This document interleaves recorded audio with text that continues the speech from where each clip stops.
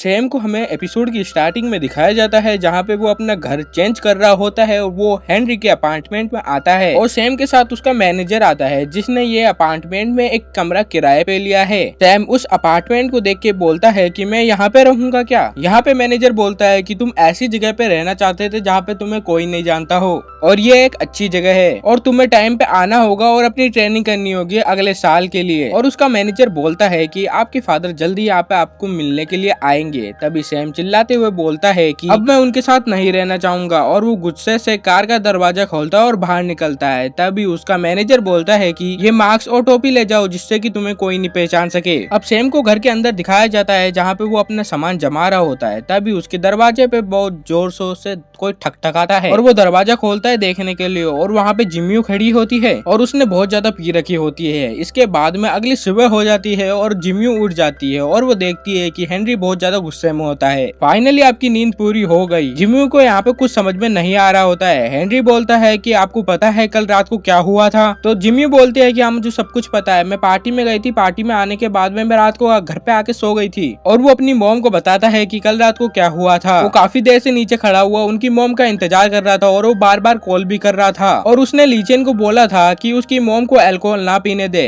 वो बहुत ज्यादा परेशान होने लगता है। अब ऊपर की फ्लोर से उसकी मॉम की चिल्लाने की आवाज आती है इसलिए वो जल्दी से भाग के जाता है। अब वो देखता है कि सैम ने जिम्मी को पकड़ रखा होता है। ये देख के उसे बहुत ज्यादा गुस्सा हो जाता है। अब उसे लगता है कि सैम ने ही उसकी मॉम को अल्कोहल पिलाया है। जो हेनरी होता है वो सैम को मारने लगता है और सैम यहाँ पे डर जाता है और अपने मैनेजर को बुलाता है। अब हमें दूसरा सीन दिखाया जाता है जहाँ पे वो चारों के चारों साथ में बैठे हुए होते हैं। अब सैम बताता है कि जिम्मी बहुत ज्यादा नशे में थी इसलिए वो नीचे गिरी थी, इसलिए मैंने उसे संभाला था। अब हेनरी यहाँ पे पूरी बात जाने वहाँ पे उसे मारने लगता है। अब यहाँ पे जिम्मी बहुत जोर जोर से हंसने लगती है और वो हंसते हंसते बेहोश हो जाती है, जिसके बाद में हेनरी उसे कमरे में लाके सुला देता है और हेनरी मैनेजर और सैम से माफी मांगता है। ये सुन के जिम्मी को बहुत ज्यादा बुरा लगता है। उसकी वजह से सैम काफी ज्यादा पिट गया है कल रात को। इसकी वजह से वो अपने ब्रेकफास्ट के लिए सैम को बुलाने जाती है। तभी सैम अपने कमरे के अंदर कुछ रूखा सूखा बना के खा रहा होता है जिसका टेस्ट तुझे बिल्कुल भी पसंद नहीं आता है। अब हमें सैम को दिखाया जाता है कि जो खाना खा रहा होता है और हेनरी बोलता है तुम्हें और खाना चाहिए। अब वो बोलता है कि मैं डाइटिंग पे हूँ इसलिए मुझे ज्यादा नहीं खाना चाहिए और वो भुखड़ों के जैसे पूरा खाना खत्म कर देता है। अब हेनरी बोलता है कि मुझे तुमसे एक सवाल पूछना है कि तुम वर्ल्ड चैंपियनशिप हो तो तुम्हें उस चैंपियनशिप को जीतने के बाद में कितने पैसे मिले थे। सैम कुछ कैलकुलेशन करने के बाद में बोलता है कि $8 मिलियन मिले होंगे शायद। और यहाँ पे हेनरी के होश उड़ जाते हैं और बोलता है कि अगर मैं पूरी लाइफ भी काम करूंगा तो भी इतने सारे पैसे नहीं कमा पाऊंगा। यहाँ पे इनका खाना हो चुका होता है और वो चाय पी रहे होते हैं। तभी सैम बोलता है कि मैंने कुछ ज्यादा ही खा लिया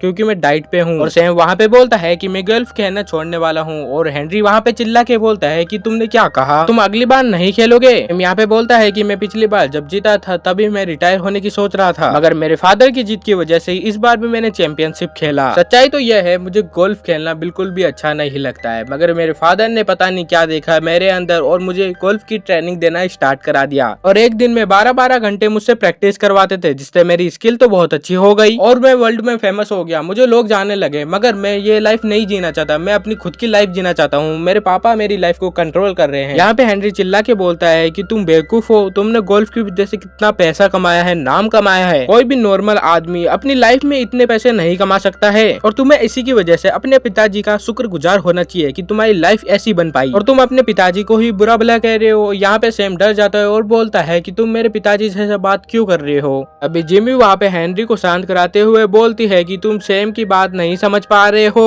सच्चाई तो यह है कि हर एक व्यक्ति के लिए उसके लिए सक्सेस बहुत ज्यादा इम्पोर्टेंट होती है मगर तुम उस सक्सेस से खुश नहीं हो तो वो तुम्हारे लिए किसी काम की नहीं है। अभी हेनरी वहाँ पे बोलता है कि नहीं मॉम, मैं आपकी इस बात से सहमत नहीं हूँ। अभी जिम्मी यहाँ पे बोलती है कि तुम्हें अपनी मॉम से ज्यादा पता है। तभी सैम सुनता है और हेनरी ये देख के बात को बदल देता है। तभी सैम की नजर एक मिल्क के पैकेट के ऊपर जाती है जिसके ऊपर एक डॉल बनी हुई होती है जहाँ पे जिम्मी बोलती है कि इस कंपनी की जिसमें टिकट मिल रहे हैं और लकी ड्रॉ होगा जिसके अंदर से ये डॉल निकलेगी और तुम्हें भी ये डॉल चाहिए तो आज ही तुम सुपरमार्केट जाके इसे खरीद सकते हो। तब सैम का मैनेजर सैम की बिल्डिंग के नीचे खड़ा होता है और वो किसी से बात कर रहा होता है। वो सैम के पापा से बात कर रहा होता है कि मैं सैम को कॉलेज छोड़ आके आता हूँ, फिर आपसे बात करूंगा, फिर मैं सैम को आपसे मिलने के लिए ले आऊंगा, तब तक कि आपको परेशान होने की कोई जरूरत नहीं है। तभी सैम कार का दरवाजा खोलता है और वो बोलता है कि हमें यहाँ से सुपरमार्केट में चलना है और वहाँ से एक डॉल खरीदनी है। मैनेजर यहाँ पे बोलता है कि हम कॉलेज चले जाते हैं पहले, उसके बाद में हम वहाँ पे जाएंगे और वो गाड़ी स्टार्ट करके कॉलेज की तरफ निकल जाते हैं। और रास्ते के अंदर मैनेजर बोलता है कि आपके फादर फादर आपसे मिलना चाहते हैं, तो हम शाम को वहाँ पे मिलने चले जाए। यहाँ पे सैम का मूड खराब हो जाता है और वो कॉलेज पहुंच जाते हैं, जहाँ पे सैम के मैनेजर उसकी कॉलेज की जो स्टाफ होता है उनसे बात कर रहा होता है। तभी ये मौका मिलते ही सैम वहाँ से गाड़ी निकाल के भाग जाता है और वो सीधा ही सुपरमार्केट की तरफ निकल जाता है। तभी उसे याद आता है कि उसका वॉलेट तो घर पे ही रह गया।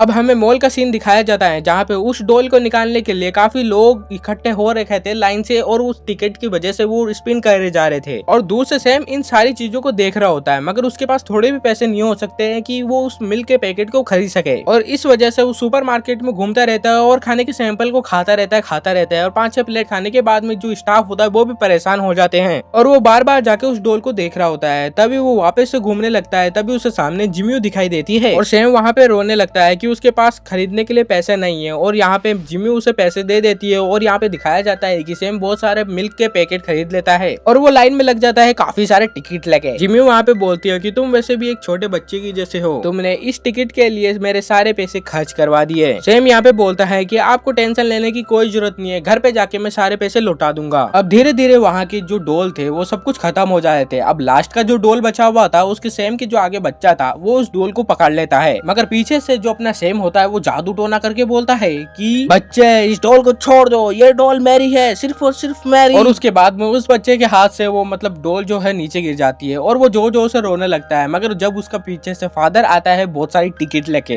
तुम्हें टेंशन की कोई जरूरत नहीं है, ये डॉल मैं तुम्हारे लिए निकालूंगा। काफी देर तक लगे रहते हैं, काफी स्पिन करते हैं, मगर वो आखिर में काउ डॉल ही ले पाते हैं, जिससे कि वो दोनों उदास होकर बाहर चले जाते हैं। अब सैम जो होता है वो अपनी पूरी प्रयास करता है उस डॉल को पाने के लिए। काफी टिकट बीत जाते हैं और एक लास्ट का टिकट बचता है, जिसके अंदर उस डॉल को वो पकड़ तो लेता है। तभी जिम्मी पीछे से हाथ रखती है, जिससे सैम को कुछ महसूस होता है और वो बोलता है कि मुझे मेरी मॉम मेरे पास खड़ी है, मेरे को पकड़ रखी है। अब जिम्मी आगे आ जाती है और वो उस मशीन को कंट्रोल करने लगती है और जिम्मी उस डॉल को हासिल कर लेती है और वो बहुत ज्यादा खुश होने लगती है। अब सीन शिफ्ट होता है और हमें दिखाया जाता है कि सैम का मैनेजर और सैम कहीं पे जा रहे होते हैं। जो सैम का मैनेजर होता है वो सैम पे काफी ज्यादा चिल्ला रहा होता है। जो सैम होता है वो उस डॉल को देख के अपनी मॉम को याद कर रहा होता है, क्योंकि जो जिम्मी का चेहरा होता है वो उसकी मॉम की जैसे होता है। और बचपन के अंदर जैसे आज जिम्मी ने उसे डॉल जीत के दिया, वैसे ही बचपन के अंदर उसकी मॉम ने भी उसे एक डॉल गिफ्ट किया था, और जो जिम्मी है उसकी मॉम की जैसी दिखती भी है और बोलती भी है। अब सुपर मार्केट का सीन दिखाया जाता है, जहाँ पे जिम्मी और सैम आपस में खड़े होते हैं और एक दूसरा आदमी उन दोनों की फोटो खींच रहा होता है, और यहीं पे इस एपिसोड का एंड हो जाता है।